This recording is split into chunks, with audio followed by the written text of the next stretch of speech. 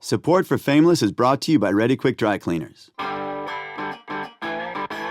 Moms, are you worried that #1 dad tie-dye t-shirt Junior lovingly made him at camp is going to bleed onto all your other laundry items, possibly ruining your favorite #1 mom t-shirt? You know, the one you're so proud of, having made it yourself in your mom's night out arts and drafts class. Why not let Ready Quick Dry Cleaners handle it? They'll protect that shirt and your #1 status. That's Ready Quick, your full-service dry cleaners. Family owned for 35 years.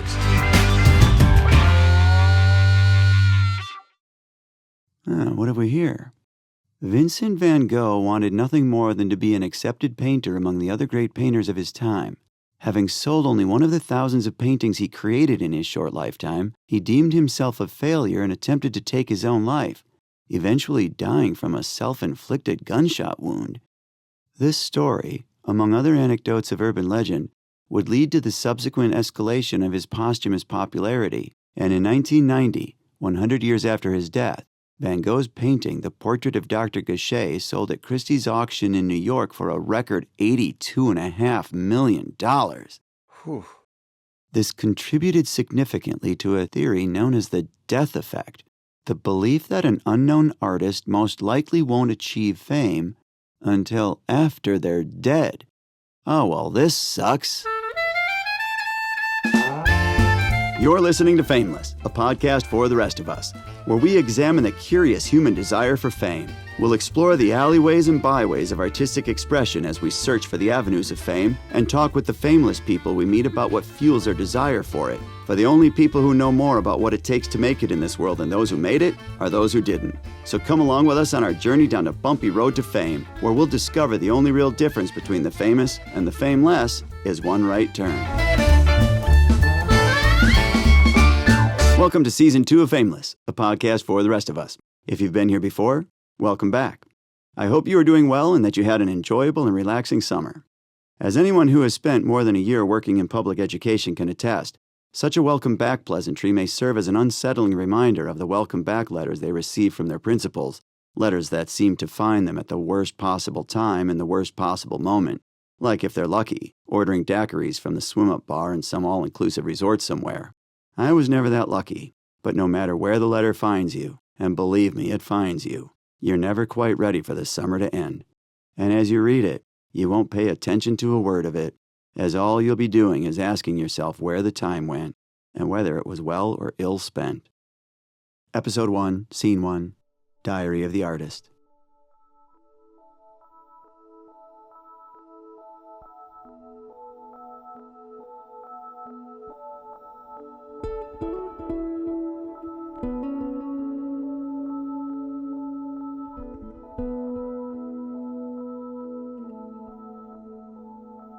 Where does the time go? I watched the Andy Warhol Diaries on Netflix recently. It got me thinking a lot about high school and how much I enjoyed sitting in art class. It was the 80s, and Andy Warhol was really famous. I'm not sure if it was the affectless narration or the stories themselves, but something had me really affected. I'm sure it had something to do with what he and others like him represented to young artists like me. Aside from the shock, I really enjoyed the look back on it all from a perspective I could have never understood as a teenager.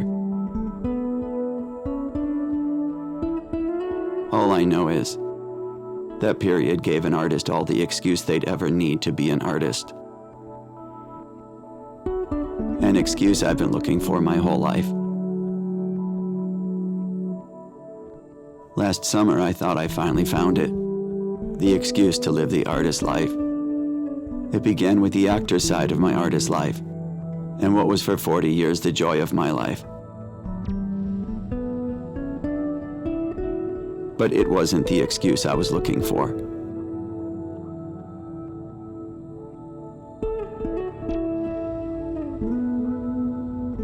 A few days after school was out, I got an audition. But it was for an AI company, which just reminded me of my age and lack of talent, and the unwanted influence AI has on things. And it just gave me an excuse to quit. So I went down to my agency to tell them it was time. That after 40 years I had to let it go. And I let it go. And I was happy. You can't hold on to something that is already gone. Cinema is becoming a poorly drawn caricature of itself anyway. The new Hollywood era was the beautiful, youthful face of cinema. Today it's just a portrait aging in the attic. Someone needs to get it out of there. Then maybe I can try again. I met a friend for coffee. I brought my own water.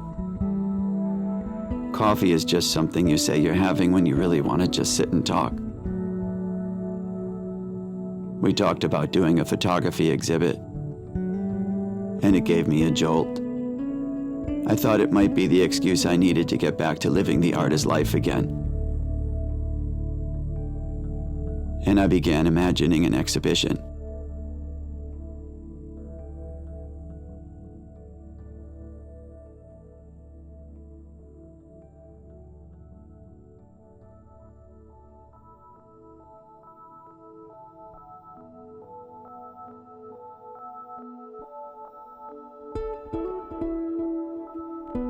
It didn't take long for the idea to start looking more like cinema than photography. And that just got me thinking about the new Hollywood era and how it started in 1967, the year I was born. So I went with it. I spent a month watching films from that year. I loved the way everything looked. The fashion, the automobiles, the cities. Everything was so pretty. Even though I was born in 1967, I didn't know what the world looked like then until years later when I saw it in those films.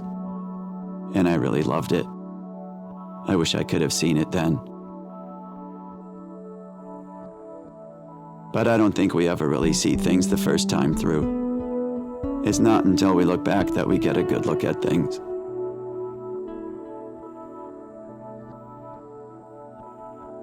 I started writing a script as a narrative for the exhibit. It was like a neo-noir film. The story would be told in 24 frames.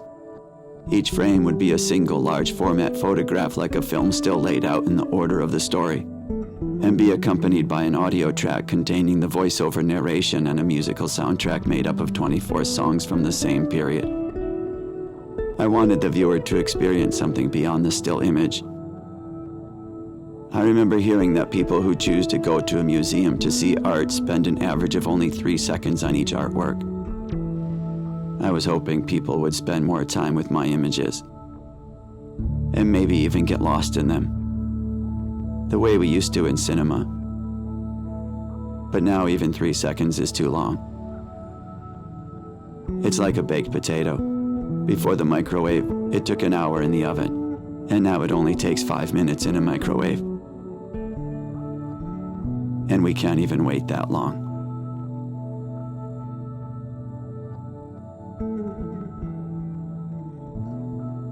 I started looking for a space for the exhibit. The idea of renting the pavilion on the lakefront was exciting. I remembered having a script reading there for a film with Sean Astin called The Surface. It was fun until I saw the film. And then it was just a disappointment. I was passing through downtown Waukesha and I saw a building for lease with garage doors on each side. I called the manager. A woman answered and said she'd be right there. It was sunny, and the light reflected off the windows and I had trouble seeing inside. She came around the corner and everyone on the street and in cars knew her and shouted hello to her. It was funny. She took me inside. It looked like a warehouse gallery in New York City.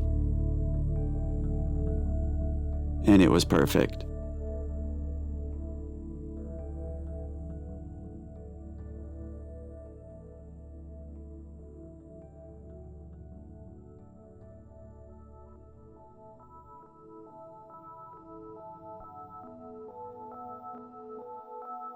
And then she asked if I knew how to do video work. I told her yes.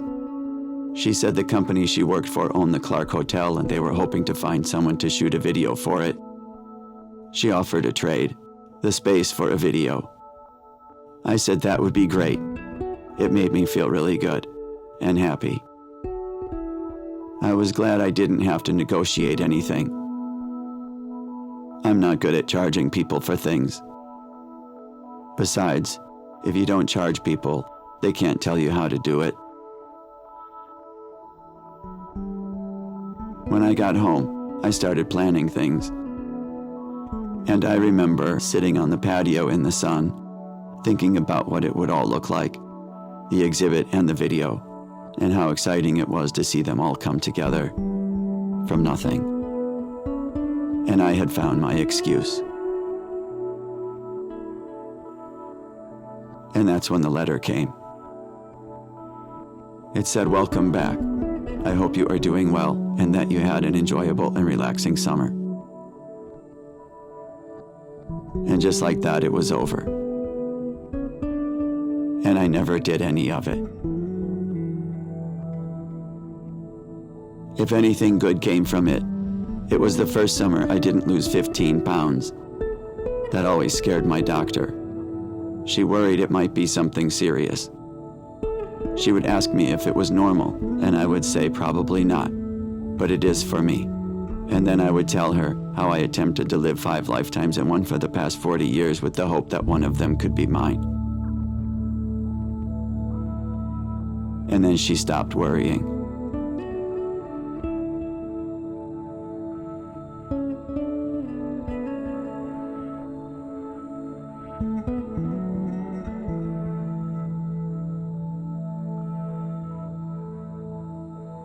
Looking for an excuse to live the artist's life is so much easier when you can hide it among the responsibilities of the other lives you have to live. That way, no one can tell you it's all just a waste of time. Not even yourself.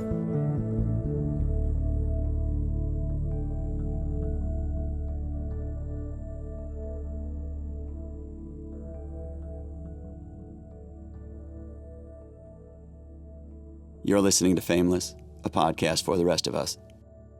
After the break, I'll share an artist anecdote certain to become an urban legend. We'll be right back.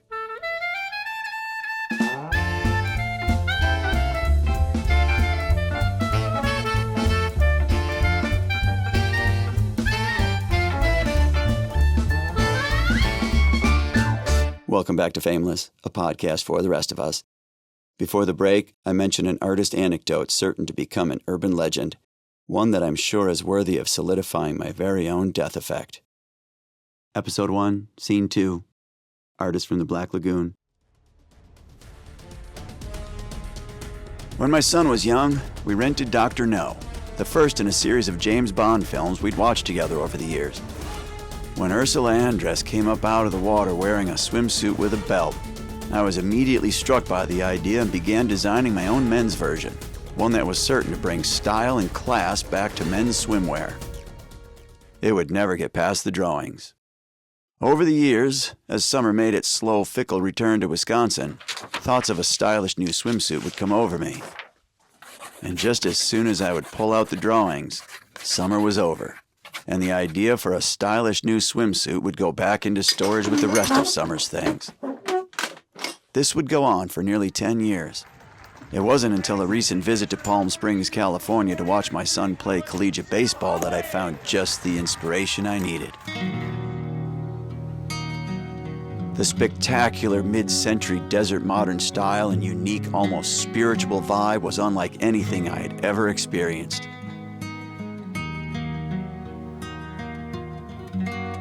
Inspiration engulfed me like the monumental San Jacinto Mountains, and creative energy burned in me like the hot desert sun. Although I begrudgingly accepted my inevitable return to Wisconsin, I was beyond elated to once again entwine myself in the creative escapades of fashion frivolity. Racked with thoughts of uncertainty surrounding the mystery of clothing patterns, I awoke abruptly one morning and shouted baseball pants. That was it. The perfect pattern. All these years, there it was, right under my nose. I raced down the hall to my son's vacated bedroom in search of an old pair I could cut up to fashion the pattern for my stylish new swimsuit. Sadly, he had taken everything with him to Palm Springs, but the genie was out of the bottle. I took off to the nearest sporting goods store and rifled through the men's baseball pants. Displeased with the baggy, high-waisted styling, I sheepishly made my way over to the women's fast-pitch rack. When there they were, the perfect pair. Black, low-rise, stylish.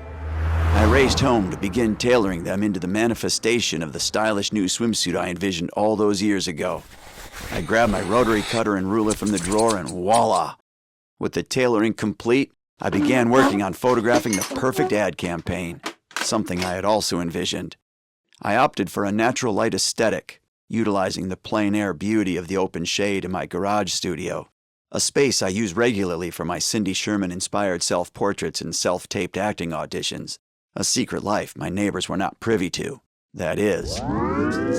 Until one of them decided to stop in unannounced, as there I was in my garage proudly wearing my stylish new retro-belted classic, white backdrop in place, camera on tripod, gyrating and contorting to each self-timed photo, to offer zucchini from his garden. More than the fear of knowing my secret life was about to become fodder for neighborhood gossip was the question, why zucchini? Of all things. I was immediately presented with an image of myself from his perspective and could only do my best to rationalize what must have looked to him to be completely irrational. Needless to say, he didn't stick around long, which was fine by me as I had work to do. Although the final photographic image surpassed my expectations, inspiration continued to flow, and shortly thereafter, I found myself putting together a high art concept inspired by a stunning photograph by Merton Marcus along with Daphne and Chloe, the 1912 ballet adapted from Longus's 2nd century AD romance story about Daphne and Chloe. I quickly fashioned a second swimsuit and booked a photo shoot with my project namesake and good friend and muse, Chloe. We set out for a beach complete with rocky outcroppings that would mimic the rugged California coastline, perfect for bringing my ideas to life. Believing wholeheartedly that this would be a photograph of significant beauty and meaning, we shot tirelessly through the morning and afternoon until we both felt we had captured something godlike. That evening, as I sat meticulously editing the image that I thought would certainly catapult me into elusive fine art status, thereby solidifying my photographic legacy forever, the creature from the Black Lagoon suddenly yet strangely popped into my head. It's a terrible B-horror film from 1954 that I remembered watching on TV when I was young. As it rose up into my conscious awareness, it became startlingly clear that this was more than some unfiltered random coincidence, but rather a premeditated attempt by a deep-seated subconscious memory to hijack my idea in an effort to free itself from the depths of obscurity, and with it, destroy any delusions of photographic grandeur I may have been foolish enough to construct. When I searched the internet for references to the movie, I was shocked. The similarities were eerily uncanny, including the hero's swimsuit, belt and all. The similarities were so striking that if converted to black and white, the photograph could almost certainly double as a film still. I encourage you to look it up to see this paranormal phenomenon for yourself. If you look closely, you'll see it's not a beautiful damsel in distress the creature is holding, but my dreams, and he's gonna crush them like tiny fragile seashells under his scaly-webbed feet. And worse yet, if it is a beautiful damsel in distress, it's my dear friend Chloe, and I'm the one who put her there. Dear God, I'm gonna go drown myself in the Black Lagoon. Maybe then I'll be famous.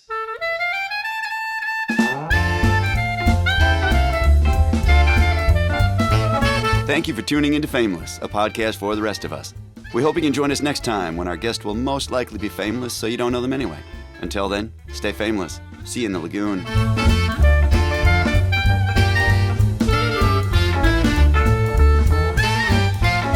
This episode of Fameless was written, produced, and edited by myself, Guy Holland.